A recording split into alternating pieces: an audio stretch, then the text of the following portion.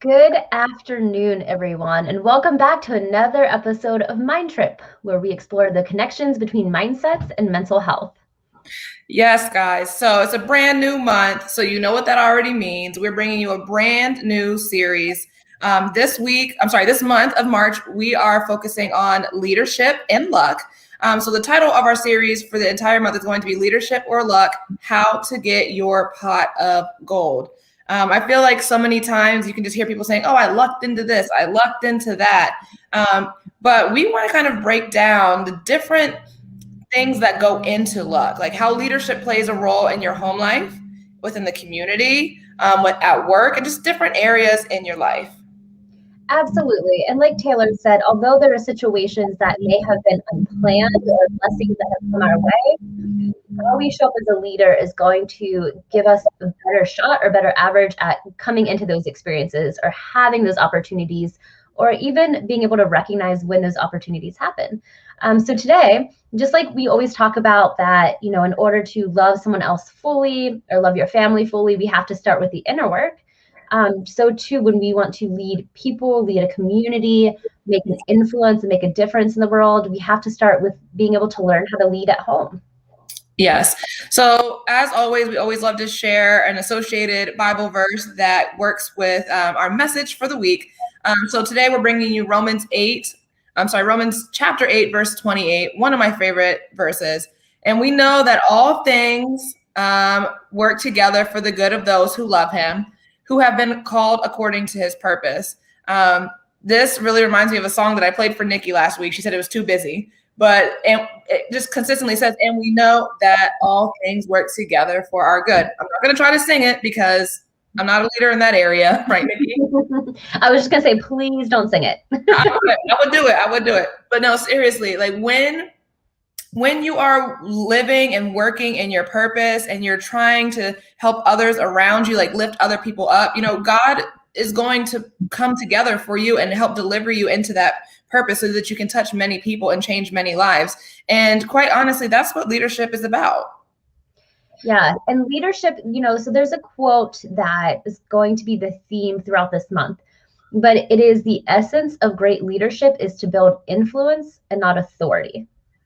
And so if you really think back to your mentors or people that have really been inspiring to you, they have their own leadership qualities, and it's never beaten into you, right? It's not, you should listen to me just because I have this title or I'm the boss or because I'm head of the household, right? Leaders have that natural air where they don't have to tell you their title. They don't have to be validated by degrees or their stance in a relationship or by anything else, by research, whatever, right? By things that like our resume says or society says should give us natural leadership. It's that air and that quality value. But there are lots of things that those leaders have in common that just may not be so obvious. Yeah. And, Nikki, I'm glad that you brought that up. Again, that quote there right across the bottom, the essence of great leadership is to grow influence, not authority. Nowadays, you see so many people that walk around with like this badge or like label right here that says, I'm the boss, I'm the manager, I'm the supervisor, I'm the CEO, whatever the leadership title is, right? And they kind of feel like just because they have that, you need to automatically do what they say. I mean, for most times, yes, you do, right?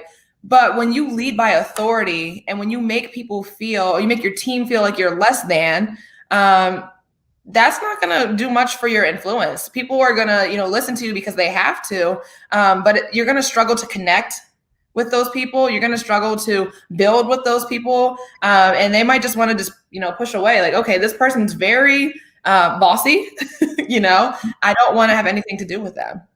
Yeah. And so thinking in your home life, you can tell your spouse or your kids what to do. Maybe they'll listen, maybe they won't. But how much better is it to have that leadership ability where when you say something, people want to do things for you, or they think even better. And I think every good wife has the skill of making their spouse think that they came up with the idea on their own. Like I know when Sean does something and he thinks he came up with the idea by himself and volunteers, I'm like, oh, Nikki, good job. Right. So We have to learn how to lead at home. That's called Inception, which is one of my favorite Leonardo DiCaprio movies. But just sometimes you have to like implement the idea into, somebody's head and make them feel like it was their idea, because when that happens and they're ready to go along with it, they feel the power, they feel the influence, they're ready to go, they're ready to plan. So Nikki, it's funny that you mentioned that. Happens so much with Tommy and I at home. Sometimes I'll share, I don't even know if I have an example. Maybe let's say a vacation, just planting the idea of I want a vacation. I love Florida. Let's go there. And then a week later, be like, you know what, T? He's like, let's go to Florida for your birthday. He's like, let's take a week in July and go. I'm like, there it is. Right. Instead of saying, do this for me. Right. And it doesn't matter. It doesn't matter what age you are. Our brains work the same way. So this works on kids too. It works out so much better when you might believe me tidying up the house together. And it's building that leadership at home. So there are a ton of qualities that you need to have to be a leader at home. It's and we've talked about a lot of these in past shows, so we won't go into a ton of detail. But it's knowing how to act with service and grace, humility. What else, Taylor? What are some other things that you think are like defining leadership qualities? I just think, just having the ability to always be open-minded, like always ready to learn, always ready to grow. Just because, you know a lot already doesn't mean you know everything. So it's important to take a step back and kind of learn and build your skills. If you find that something is interesting to you, or if you find that it could help elevate your life or, people around you, especially within the home. Absolutely. And, obviously the common stuff, having good communication skills, right? Being slow to anger, all of those things we've talked about in the past. But today, what we really want to focus on, I think for most of us, if you were to ask, like, what defines a good leader to you, it'd be like, well, someone who can listen, someone who can speak well, right? And those are good defining leadership qualities. But also, I think one of the core things that gets missed, but is so important, whether it be in a workspace or at home, is living into your values. Values is a big conversation that I feel like many people don't have. And it's so important to understand what your values are, because that's going to show in your actions. Kind of like the CBT, right? Cognitive behavioral therapy. Whatever you think daily is going to flow through into your actions. So, we always encourage being able to sit back and select 2 or 3 core values that you can reflect into your daily life. Because when we have too many, it can be difficult to hone in and like use them all at once. I feel like, simplicity is key, keeping it simple and just understanding your top 3 values. Nikki, would you like to share yours? I do have a top 4. Oh, you have a top 4. Okay. Okay. So my top 4 core values are faith, learning and knowledge, environment, and making a difference. And so, a lot of times, and Taylor, I want to ask yours then. I know a lot of times when we ask people, they'll say like, well, my core value is family. And it could be, but for me, like my family and my loved ones fit into how I make a difference and like the kind of faith I have and having that faith in them. And so I can like fit the other meaningful things in my life into those categories. And that's kind of how I was able to narrow it down. So that being said, Taylor, what are your main core values? It is hard to narrow down, but I think I have top 4 as well. I was just writing them down as you were talking. I was like, let me make sure I got them all here. Optimism. I have been called Positive Patty so much, except for this last 3 months, but that's another subject. I've been called Positive Patty. I was so honest, it caught me off guard. Honesty is a value too, Nikki, but I didn't write it down here. But I enjoy seeing the glass half full. Like if there's an issue or a concern that comes up, I'm usually quick to see through it and be able to follow it through to the end and see like the positive that can come out of that. Growth is something for me as well. I know that's a value that Nikki and I share in common, just the ability to continue to learn and grow. we've been in school for 100 years, and I feel like once we finally graduate, there's going to be something else that we want to jump into and research and learn and bring to our business, or even bring to like the people that we work with in the community. Open-mindedness is a big one. I like to sit down with people, and just because somebody has a different viewpoint than I do doesn't mean that it's wrong. I'm willing to sit down and kind of, have an intellectual exchange there. And creativity. I would put a star beside that one. That's a huge value for me, just being able to create, being able to share with people, my passion, my purpose through different mediums. That's a huge value of mine. So we're going to spend some time today talking about values and different behaviors and things like that. But, the reason core values are so important in knowing how to lead is because we cannot lead effectively if we're not living into our values. We can't be good listeners. We can't be patient and understanding. We can't teach others. We can't do any of those things it takes to be a leader that we mentioned earlier unless we are truly aligned with our values. Right. And like Tina had mentioned, our thoughts impact our feelings, which impact our behavior. So if we're not living into our values, or we're doing things that are against them. Nikki, I'm so sorry you cut out. I did not hear anything you said for like the last 10 seconds. Oh, no. So, I was just saying, if we aren't aligned with our values, or if we even can't name them or identify them, we should be able to name them like that. And so if we can't, and we're not having behaviors that are aligned, it's going to show up in negative ways in our relationships, in our anger, and everything that we do in our home. Absolutely. Sometimes I think it is important to sit down with your family and kind of explore what's important to one another. And, sometimes you do have to take that leadership role. Like if you're normally the one in the house that's comfortable with having those uncomfortable conversations, I'll say that again, comfortable with having those uncomfortable conversations, or you're just willing to sit down and help people work through their problems. Why don't you pull your family aside on a Friday night or a Wednesday dinner at the table and just talk about values, talk about things that are important to one another, lead that conversation. You'll often find that families tend to have similar core values and morals. There are those with those little outliers, right? But it's important to sit down and understand one another and to figure out, like, what do you value in your life? What do you value with this family? What's important to you? I think that gives everybody a space to kind of share their mission and their passion. I could not agree more. Even, when we talk about leading at home, I think leading within our four walls, but within our friendships, right? We're not talking about work right now. We're not talking about the community. We're talking about that close-knit leadership. And yes, understanding other people's core values is key. Just like we've talked in the previous episodes about understanding other people's love languages, right? We have to know so that we can adjust ourselves and lead effectively. So the reason Taylor and I were able to label our values so quickly, this is not something that's been set in stone with us for a while. It's something we just started discussing a few months ago. And I came to Taylor, I was like, we should define our core values for the business and like each other. And she's like, this is why you called a meeting today? Like, are you sure this is at the top of our priority list? Yes, because one of those core values, I could have told you the optimism with Taylor and the open-mindedness, because that shines in her personality.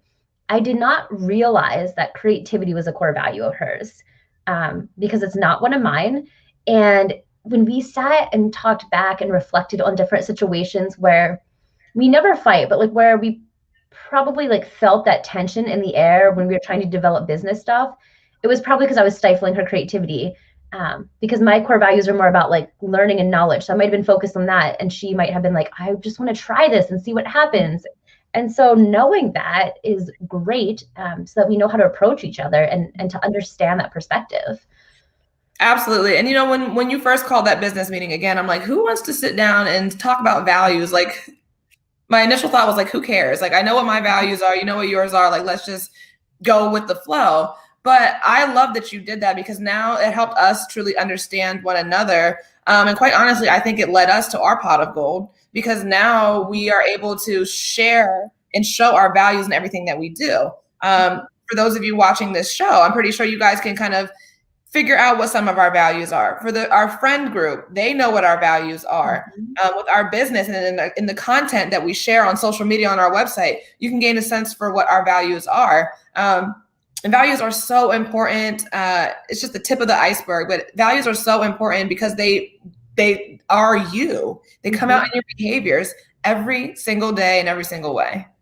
Yeah, absolutely. And, again, in trying to adjust, because I do have that natural leadership tendency. I think generally for the better, but not always. It has been for the worse in the past, right? It probably led more towards that authority instead of leadership. But like even thinking at home. So of course, after Taylor and I did this activity, I took it to Sean because why would I not? And I was like, what are your 2 or 3 main core values? And I forget his third. So now I'm embarrassed because I should remember that. But I remember his top 2 were like happiness and joy and calm. He's like calm to me and chaos in every situation. And I think back, like when we first got our puppy, she got a bee sting on her lip, and she's a little bit of a drama llama. So she was screaming and like throwing herself on the ground, and she was a tiny little puppy, and he stayed so calm and just touched her. He's like, Nikki, go get her ice. Like he used this tender voice. And that's really important to him. And I have to remember that because I too am a drama llama, and I will scream and cry. Not scream, yell, but like I can cry over anything 7 days a week. Takes 0 effort. So I have to remember, like, okay, is this situation something I need to talk to him about, or can I call Taylor and decide why I feel like crying that day and like let Sean sit in his calmness? That's how I choose to make decisions and affect my leadership better. I like that you pulled in calm. I feel like if you're going to be a leader, you have to, whether it's at home, I know that's the focus of the show today, whether it's with your friends, whether it's at work or in the community, I think calm has to be in some way, shape, or form a part of your values at the core. When you lead, you are going to be involved in many different situations that, can bring joy or can bring chaos. But if you're able to just take it all in and understand, okay, chaos is happening right now. What do I need to do to take control of the situation and get everybody back on track? I think calmness at this very center of that will help you lead in that way. Absolutely. And it makes sense for those who know him. I'm like, oh my gosh, he's always calm. So he always lives into his core value. And so again, like when you're thinking about whether it's what food you cook, how you handle things, 1, knowing your core values. And then 2, and I feel like we shouldn't have to say this, but everyone needs to hear this, practicing what you preach and modeling that for your family. Amen to that. A lot of people say easier said than done, but I do agree with the practice what you preach. When you have people that look up to you as a leader in the home, like your kids might look up to you. Your kids are always watching what you're doing. Even with your partners, they're always watching what you're doing. If you're going to speak to them like lead them, you have to have those same characteristics in yourself. You got to continue to practice what you preach, because then you run the risk of being a hypocrite and people just saying, you know what? I don't understand why she's telling me to do these things or to hold these values when, she's not even doing it. 100%. And so, sometimes it's not always obvious when we're not living into our values. And, Taylor and I on this show like to tap into the more subtle things because that's, I think, the key to change. And so a lot of times, this is one way to know if you've not been living into your values. I don't know if you guys can relate to this, but Taylor, have you ever had a conversation with someone in your home or like a friendship and it went fine? Like there was nothing wrong with it, but you just felt like a little icky or odd afterwards. Like you couldn't put your finger on it, but something just didn't feel right. And you felt the need to follow up or be like, hey, are you okay? Or has that ever happened to you? Yes, it has. I'm so sorry. Tommy just popped down on our show. He says hi. And that's because as you were, I'm sorry, Nikki, as you were saying, you and Sean had this conversation about core values. I'm like, I don't think I know what Tommy's are, but I never, asked him. So I just shot him a quick message because I wanted to know. And he said trust and loyalty. And now he's on our show watching. So quick shout out to Tommy there. Awesome. You know what? Now that you say that, especially with the loyalty, that screams Tommy. That makes sense. Oh, yeah, he's loyal to the core. Now that he's watching, I want to say family is probably a part of his core values. Mm-hmm. He is extremely loyal, extremely faithful to his family. He goes above and beyond for them at all times. So Yes. Thanks for tuning in today, Tommy. We appreciate your viewership. Absolutely. Yeah. So, that's something that whether it's with your spouse or with a friend, if you've ever had that conversation where nothing was wrong, but you felt the need to follow up or something didn't feel right, definitely look back and check in and write down your core values and see if any part of that conversation didn't align with them. That's important. That is very important. We act by those core values. And sometimes when we act outside of that, we start to experience those feelings of like frustration with ourselves, maybe a little bit of anger or embarrassment. Writing down your core values and keeping track of them, and even telling yourself that every day, like those as a mantra, you're going to start to live and walk that line to be more aligned with, your views on things and your values and your morals. You brought up a great point too. You said, when we live outside of our values, whether we notice it or not, like whether we're consciously doing it or we just aren't necessarily fully realizing we're living outside of our values, we start to feel shame. And what shame sounds like is I'm not good enough. No one likes me. I did this wrong. I'm not accepted. Like those comparisons, well, I should be further ahead in life. That is the shame voice that is in your head, the shame monster. And so when we live into our values every day, that is one of the best shields to keep the shame out of your life. Yes. And that falls under the blinding lights that we talked about a few months ago. Now that you were mentioning like comparison and just robbing yourself of true joy, when you kind of live outside of what your values are, you start to creep in just all these intense feelings of, anger, again, that frustration, feeling lost, like you just don't know what you're doing. But it's so important to live to your values. And I know Nikki's a big advocate of Brene Brown. Yes. Yes. And we follow her work a lot just because she helps you understand how to learn what your values are, how to live with that day in and day out, and what to do if you're kind of struggling with that. And taking literally a page right out of her book in leadership. So something you can do at home. So we've asked you guys to identify 2 to 4 of your core values. And, I would ask you to Google a list of values because you may think you know what your values are and you might realize, oh, there are better ones out there that more fit me. Because when you know your values, like as soon as you skim a page and you see it, you're like, that's it. So look it up, and because also values change over time. So this isn't a one and done situation. And then write down 3 things under each value that you can do every day in your home to live into your values.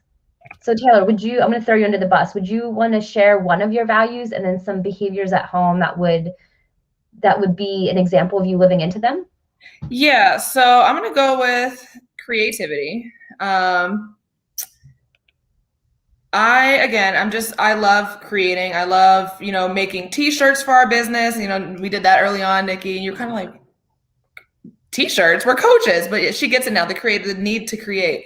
But when I'm at home, I always like to create posts, like social media posts. I've been interested in writing blogs lately, just looking at different other creators and figuring out like, how can I learn some of those skills so that I can bring that back to our business and continue to grow it in that way. Even at home, like with my husband, I get very creative in terms of wanting to redecorate our house. So that's something we actually did a few months ago. A few months ago in January, we got brand new kitchen stuff, brand new king size bed, comforters, just redoing my environment just to feed that need, that value of creativity for myself. Yeah. So after you've identified your values and behaviors you can do to live into it, I always steal Brene Brown's work and say, then write down 3 slippery slope behaviors. What are the behaviors that could cause you to start to lead outside of your values? So for me, I know, like for me, faith is a big one. Yes, religious faith, and also faith in trusting my skills, faith in my tribe of people that I've entrusted to be around, like just having faith. And so one of my slippery slope behaviors is when I start to give into fear and think about fear and that scarcity mindset. That is a slippery slope for me, because then I will act on things that are outside of that faith that I have. And I generally would probably end up hurting someone's feelings completely by accident. Now that you're talking, like, my mind is starting to open up. And since we are, self-disclosing, let's go that route. slippery slope, I'm going to compare it to the blinding lights of comparison. I think that's my slippery slope, especially when it comes to like creativity or being open-minded or just where I am in life. When I start to compare myself to other people, I'm like, that's a slippery slope for me, because then those other things that are not my values, right, and those horrible emotions start to come out, like feeling angry at myself, upset, continuing to compare, feeling lost. That's my slippery slope, comparison. Yeah, and this can hit all areas. Like I think both of our slippery slopes for different values that we have, Taylor, is laziness. So for me, like environment, I'm all about like cruelty free, animal cruelty free. Like I have cloth napkins, I have rewashable paper towels. Yeah. I do have regular toilet paper. I'm gonna stick with that. But like I've tried to replace, as things have broken in my house, I ran out of things. I've tried to replace them with more ethically sustainable things. But my pure laziness will cause me to go against that value system, especially when it comes to food.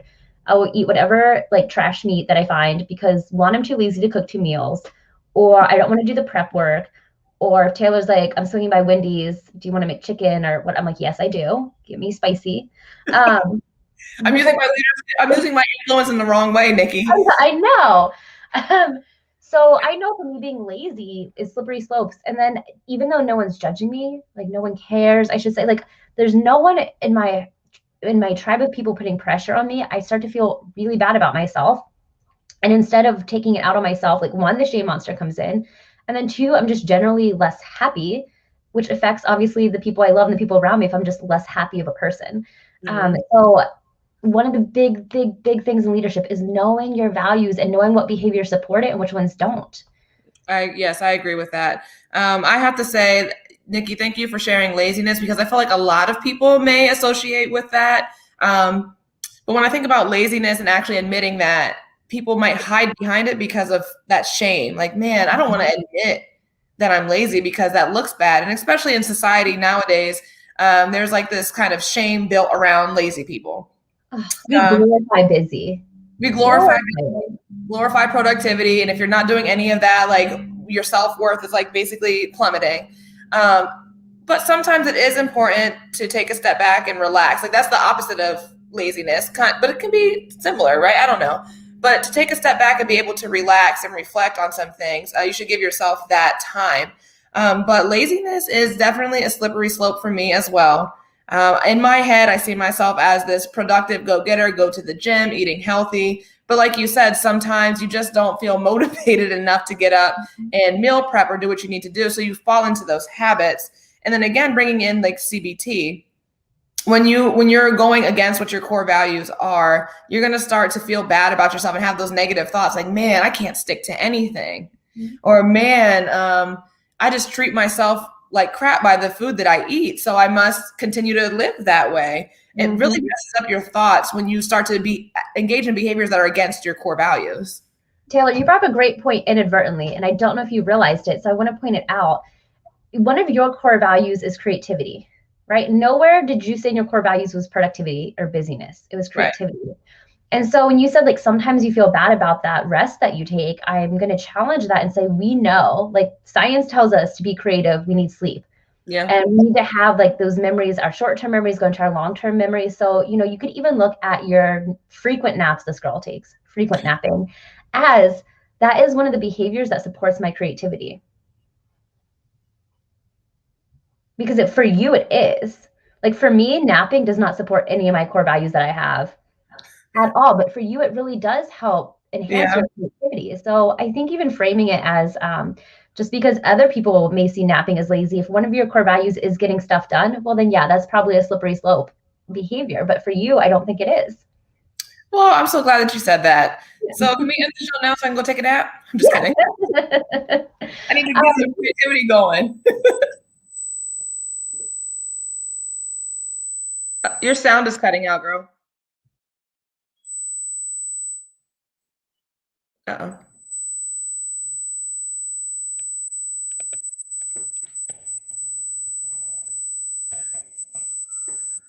So speaking of leadership, we're just going to have to figure out how to lead Nikki back to The volume, it sounds like a little white noise. I'm not sure if that's coming through on you guys' end, but we want to make sure, the quality of the content that we give to you, you can hear it so that you can start applying it.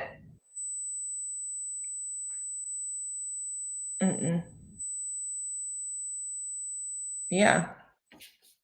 Okay, so while we just lost Nikki briefly, but just jumping back in, guys, think about our core values and just create a list. Sometimes it might be easier to start out with a wide array of them. So I did want to share some common values that people have. Dignity is one, humor, independence, accountability, achievement, growth, optimism, cooperation, courage. Those are some core values that people can have. So think about how those can apply to your life. And then you'll be able to narrow it down to your top 2, 3. Nikki says she has a top 4, but whatever works best for you. Then you want to look at those different behaviors that are going to help you live and lean into those values. So if one of your values is going to be, let me check this list here. Leadership. Let's say leadership is one of your core values. Some of those behaviors you might want to do look like stepping up and raising your hand and helping to lead people at work or at home, or encouraging people, speaking life and speaking love and empowering them. Those are some behaviors that a leader might do. What are the slippery slopes? So like Nikki shared earlier, what are those anti-behaviors that are going to pull you further and further away from those core values? So when I think about leadership, I think going back to that quote we said earlier, just building influence versus authority, being too demanding, being too bossy, not allowing the people that look up to you to come to you with, feedback or guidance. That can be a slippery slope for leadership. Let me check in on everyone and see how they're doing.